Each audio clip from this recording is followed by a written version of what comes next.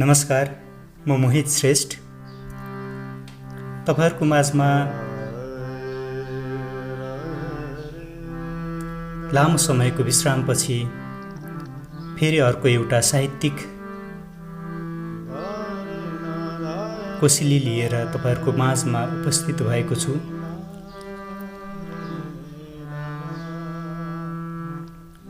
मैले यो भन्दा अगाडि वाचन गरेका रचनाहरू जिउँदो सपना नामक साहित्यिक कृति एउटा संस्मरण संग्रहबाट वाचन गरेको थिएँ र त्यही कृतिलाई वाचन गर्नको लागि निरन्तरता दिएको छु। त्यही क्रममा आज एउटा फेरि अर्को युद्ध संस्मरण लिएर तपाईहरुको माझमा उपस्थित भएको छु।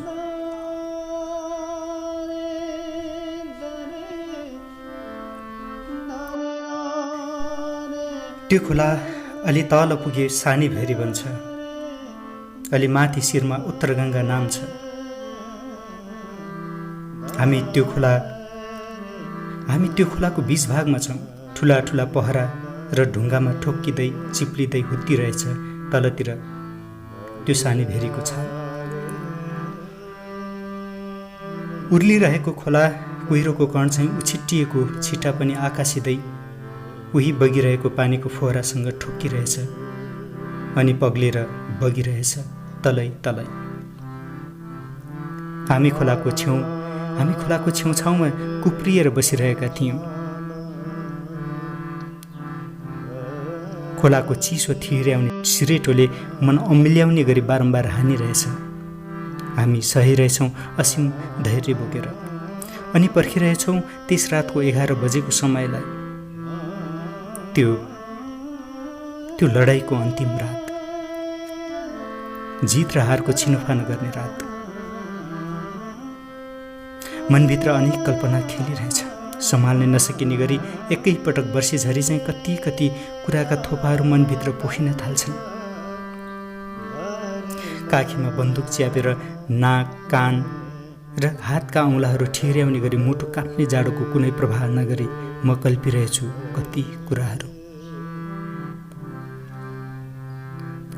बस्दा बस्दै खुट्टा पनि निदाइसकेछ। हामी हाम्रो फर्मेसनमा कति पनि हलचल नगरिकन कुरिरहेछौँ। एउटा युद्ध मोर्चा रचियाइरहेछौँ। ऐठन पर्ला जस्तो भएछ बस्दा बस्दै। सायद टुक्रोको बस्दा घुँडाले छातीमा बिस्री च्यापेर होला। उठ्न खोजे घुँडा सिल्केर ठहरै पार्छ। म चुस्केर बसिरहेँ सबै सहेर। रात मध्यतिर ढल्किरहेछ। 2056 चैत्र 21 गतेको 30 रात। बारीभरि जौका बालाहरू लटरम्म झुलेका छन्। गहुँका बालाहरूमा झुन्डिएका सेता फुलहरू बिस्तारै भुइँमा झरिरहेछ। चैत्र वैशाखको त्यो मौसम बारीमा 22 गतिर ढल्किरहेका गहुँ र जौका बालाहरू पहिलपुर भइरहेछन्। अनुमान लगाउन सकिन्थ्यो अँध्यारो रातमा पनि त्यो मौसम, त्यो वातावरण, त्यो निश्चल शीतल हावाको सुस्त चापले खोलापारी बलिरहेका राता बत्तीहरू एक एक गर्दै निभिरहेछन्। नेपथ्यबाट आइरहेको कुकुरको भुकाइ पनि खोलाको एकनासो सिंहादसँग बिलाइरहेछ। अनुभूति दिलाउँथ्यो यी सबै कुराले रात अझै छिप्पिरहेछ। अगाडि दुश्मनको जाँचबुझको लागि आइएनटी गएका कमरेडहरू फर्किए। दुश्मन गस्ती गइरहेको कुरा आयो र अँध्यारो रातको करिब 12:30 बजेतिर मात्र क्याम्पभित्र पस्दै गरेको कुरा जानकारी आयो। 11 बजे उद्घाटन फायरको समय कुर्दै समय रातको 1 बजे सर्यो। दुश्मनले कतै हाम्रो गतिविधि बुझेको हुनुपर्छ। हामी जे जस्तो चुनौती आएपरि पनि युद्धमा हुमिन तयार थियौँ। एकछिनपछि घमासान युद्ध हुनेछ। मनभित्र दुश्मनमाथि जाइलाग्ने जोस र होस एक तमासले जागिरहेछ। जब घडीको सुईले रातको 1 बजेको सङ्केत गर्दै थियो, हामी अगाडि बढ्न सुरु गर्यौँ। सबैजनाले हतियारलाई काफीमा च्यापेका छन्। हामी युद्धमा हौसिएर अगाडि बढिरहेका छौँ। 170-80 हाराहारीको सशस्त्र फौज, त्यो लामो फर्मेसन जति अघि बढ्यो त्यति नै सङ्ख्यामा घट्दै र लाम छुटिँदै पनि गयो। हाम्रो त्यो फौजले चारैतिरबाट चेन कसिरहेको थियो।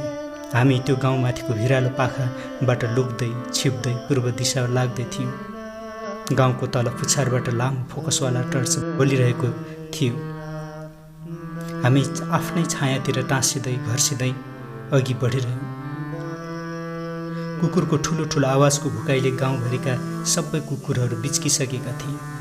गाउँलेहरू अनुमान लगाउन सक्थे होला गाउँमा कुनै अनर्थ पो हुँदैछ कि।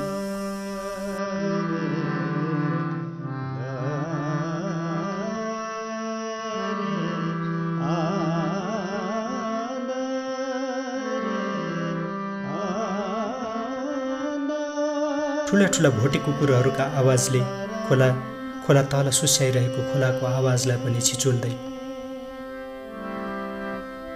पारी र वारीका भित्ताहरू गुन्जिरहेको हुन्थ्यो। मान्छेहरू घर बाहिर निस्केर कुकुरलाई हप्काइरहेका हुन्थे आफ्नै मातृभाषा मगर भाषामा।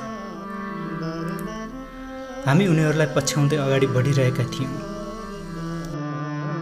इलाका प्रहरी चौकीबाट चारैतिर लाइटको उज्यालो प्रकाश पोखिरहेको थियो। कतैले उसैले बिचैमा थाहा पाएर फायर अगाडि पो खोल्ने हो कि मनभित्र यही आशंका र सतर्कतासँग निहुरिएर चियाइरह्यौँ। जब 1 बज्नेछ लडाईँको उद्घाटन हाम्रो तर्फबाट हुनेछ। मुटुको धड्कन झन गतिमा ढड्किरहेको थियो। कस्तो होला, के होला, जित होला या हार होला, को छुटाउँला या को फर्काउँला। अत्यन्तै चञ्चल र उकुसमुकुस बनिरहेको मनलाई थामेर हामी चुपचाप पर्खिरहेका थियौँ। यस्तो सम्झना आउनु गोली चल्नुको 5-10 मिनट अगाडिसम्म मात्र हो। म कमान्डर ग्रुपमा थिएँ। हाम्रो 1 number platoon commander comrade Varun हुनुहुन्थ्यो। कमान्डर स्टाफ कमरेड सङ्गीन, जो आज शहीद भइसक्नु भएको छ, र साथमा म। जम्मा हामी 3 जना हाम्रो कमान्डर ग्रुपमा थियौँ। म मनलाई थामेर उनीहरूको छेउमा बसेर कुरिरहेको थिएँ पहिलो फायरको आवाजलाई। हाम्रा सिपाहीहरू हुत्तिरहेका छन् झन् अगाडि। निर्धारित समयमा आफ्नो आर्कसम्म पुग्नै पर्छ। बाटो बिराएका लडाकुहरूलाई कमरेड सङ्गीनले बाटो सिकाइरहनु भएको थियो। म यसरी देखेर भोगेर युद्धकला सिकिरहेको हुन्थेँ।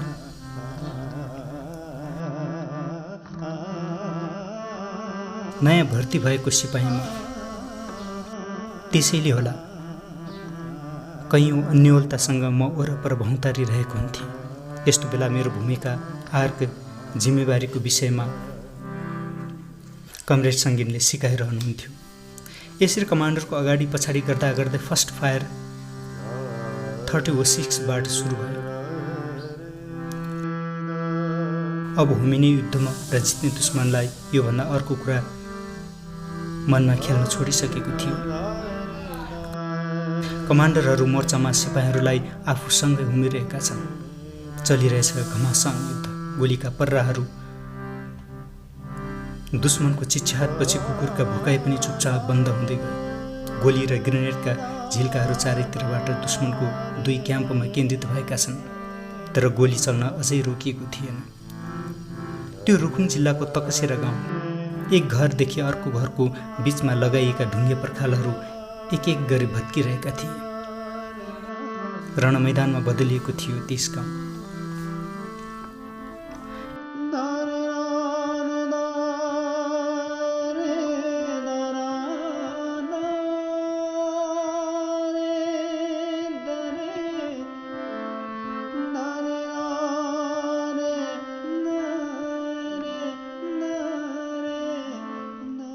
हाम्रा सिपाहीहरू आफ्नो कभर च्याउँदै अगाडितिर हुम्बिरहेका थिए।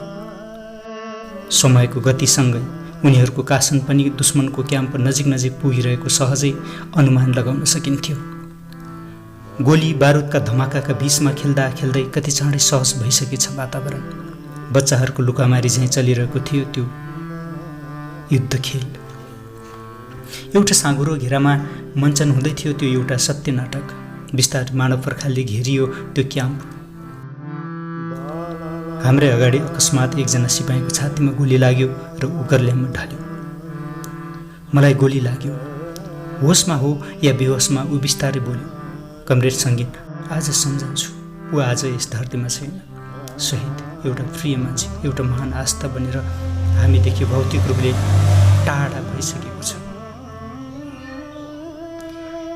उहाँले उठाउनु भयो र घिसार्दै अलि पछाडिसम्म ल्याउनु भयो। त्यो घाइते कमरेड अब मेरो जिम्मामा थियो। मैले हत्तपत्त उसलाई पकडेँ, उसको ठुलो मोटो घाटो खाइलाग्दो शरीर मैले सकि नसके पिठ्यौँमा बोक्ने कोसिस गरिरहेँ। मेरो जिउमा उसलाई एचपी हेल्थ पोस्टसम्म पुर्याउने थियो। जब उसलाई पिठ्यौँमाथि चढाएर मोर्चा स्थलदेखि पछाडितिर लागेँ, म एकाएक छाँगाबाट खसे झैँ भएँ। मेरो आङस्रिङ्ग भयो।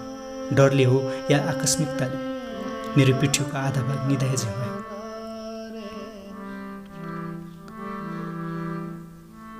घायल सिपाहीको स्याँ र घुरघुर आवाज दुई ठाउँबाट निस्किरहेको मैले चाल पाएँ।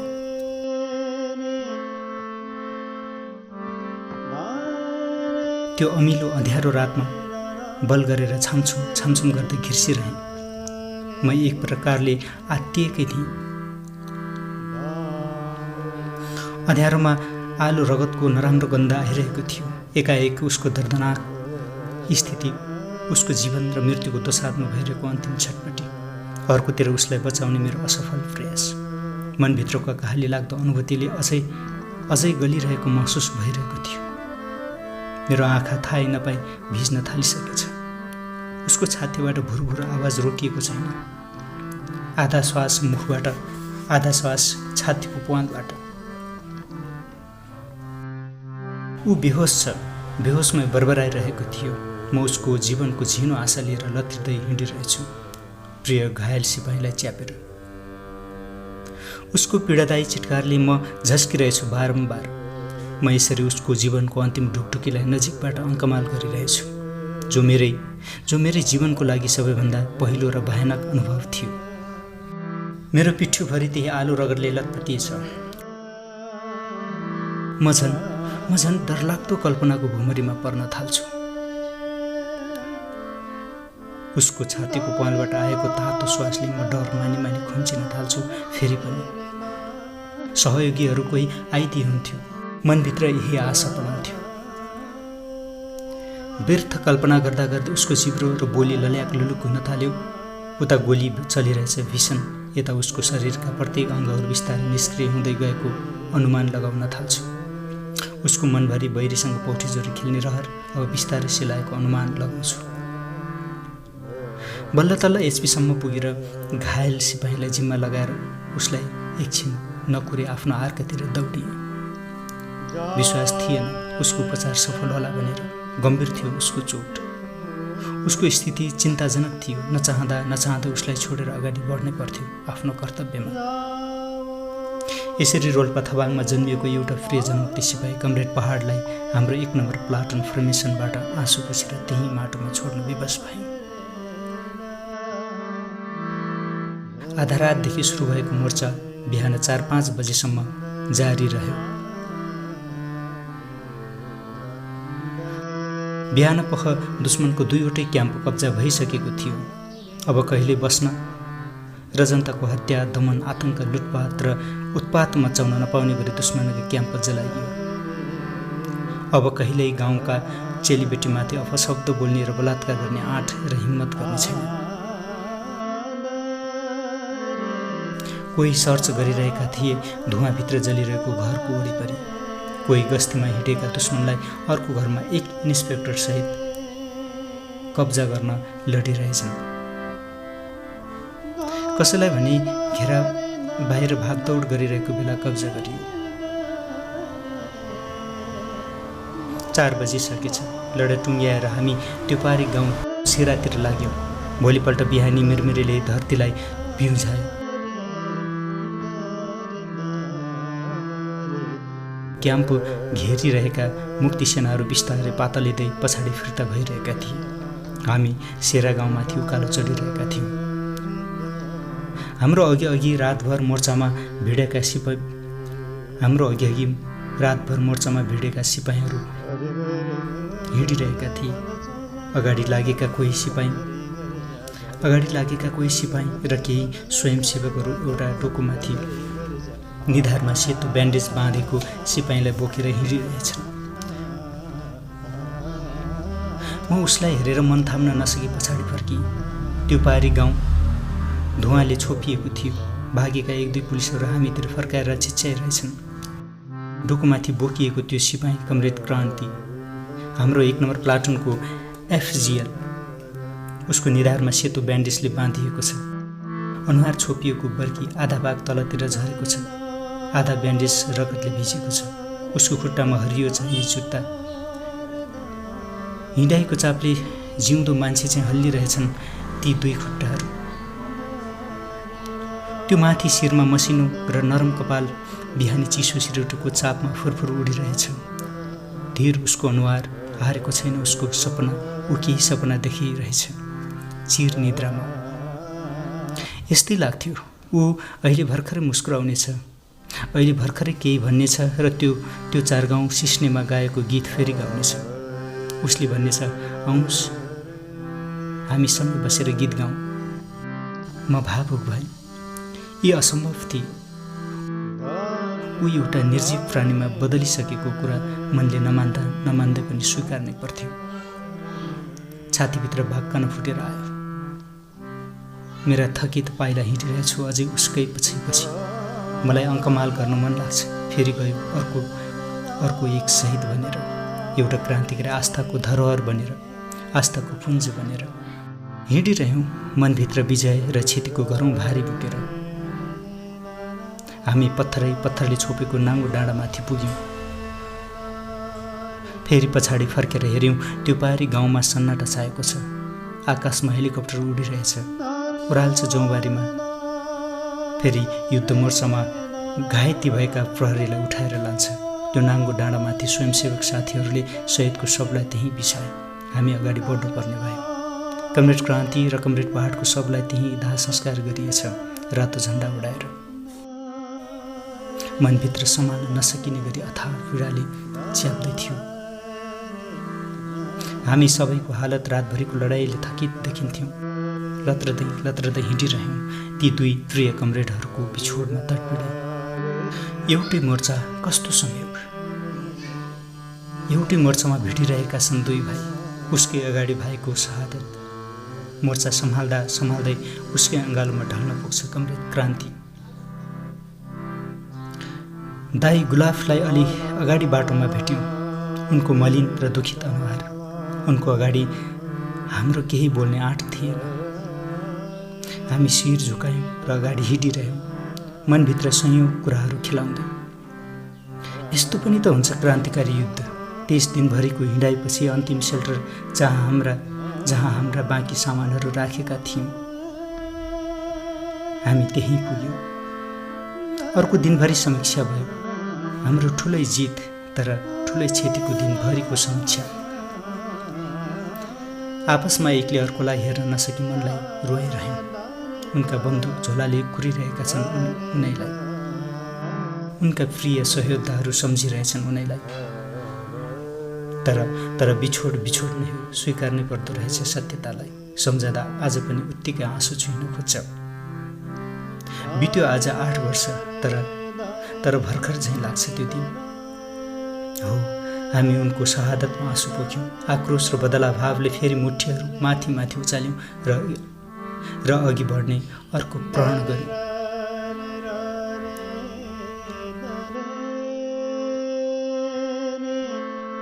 क्रान्तिको दाई म मात्रै हो कि भन्ने लागेको थियो। आखिर यो पीडा मैले मात्र भोग्नुपर्ने हो कि? मैले कसरी घरसम्म पुगेर बाबा आमालाई यो खबर पुर्याउँ? होइन रहेछ। आज 2 योद्धाहरूको सम्झनामा, उनको अभावमा, उनको प्रेममा बगेको सबको आँसुले मन हलुको भएको छ। आखिर रगतको नाताले उमेर भए पनि थाहै नभए आज कति धेरै मान्छेहरू, कति धेरै आफ्ना सहयोद्धाहरूको प्रिय भाइ, प्रिय साथी, प्रिय सहयोद्धा बन्न पुगेछ। हामी कसम खाउँ बदलाको, म त्यही प्रतिबद्धता जाहेर गर्छु। त्यस दिनभरि बगेको आँसु र सुक्क आवाजलाई कमरेड गुलाबको जो क्रान्तिको दाइ हुनुहुन्छ, उहाँको यही आवाज र प्रतिबद्धताका शब्दहरूले हाम्रो दुखीको मनमा मलम लगायो। यसरी एउटाको पीडामा अर्कोको सहाराले हामी बाँच्न सिक्यौँ र बाँचिरहेछौँ। 2064 साल वैशाख